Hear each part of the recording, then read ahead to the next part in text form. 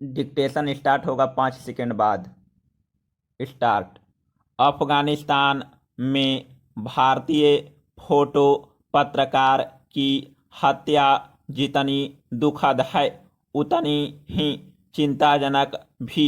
दानिश सिद्दीकी की हत्या ने अफगानिस्तान में पूरे मीडिया को गंभीर चिंता में डाल दिया है।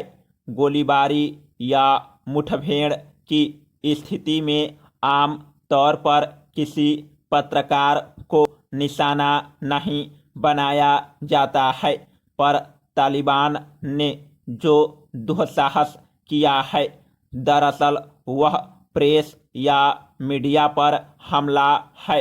निर्मम और बर्बर नियम कायदे वाले तालिबान प्रेस को कतई महत्व नहीं देते हैं। वे अपनी राह में आने वाले हर एक शख्स को पागलपन के साथ रास्ते से हटाते हैं। कंधार में तालिबान ने भारतीय फोटो पत्रकार दानिश सिद्दीकी की उस वक्त हत्या कर दी जब वह अफगान सुरक्षा बलों के साथ वहां के हालात की रिपोर्टिंग कर रहे थे। समाचार एजेंसी रॉयटर्स से जुड़े दानिश पुलित्जर पुरस्कार विजेता थे। गौरतलब है कि 13 जुलाई को भी उन पर हमला हुआ था और वह बाल बाल बचे थे। हवाई हमले में बचने के बाद दानिश ने खुद ट्वीट करके हमले की जानकारी दी थी और कहा था कि वह भाग्यशाली रहे, बच गए। लेकिन दूसरी बार हुए हमले में वह भाग्यशाली साबित नहीं हुए और उनकी हत्या की खबर से दुनिया स्तब्ध रह गई। Paragraph change. दानिश ने विगत दिनों एक फौजी की कहानी बयान की थी कि कैसे एक जवान अपने साथियों से अलग हो गया था और तालिबान से घंटों तक अकेले ही लड़ा। शायद ऐसी साहसिक रिपोर्टिंग की वजह से ही दानिश तालिबान के निशाने पर आ गया थे। तालिबान को कतई यह पसंद नहीं है कि कोई निष्पक्ष रिपोर्टिंग करे।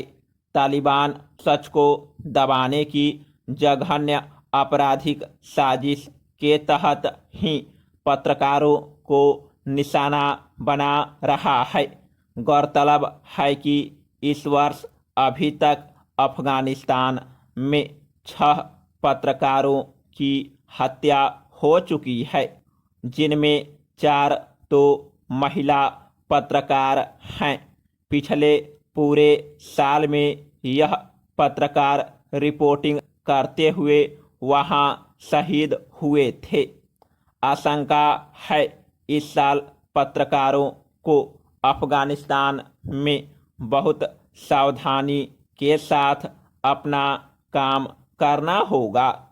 साल 2018 में इस संकटग्रस्त देश में 16 पत्रकारों को जान गंवानी पड़ी थी। आखिर पत्रकारों से क्या दुश्मनी है?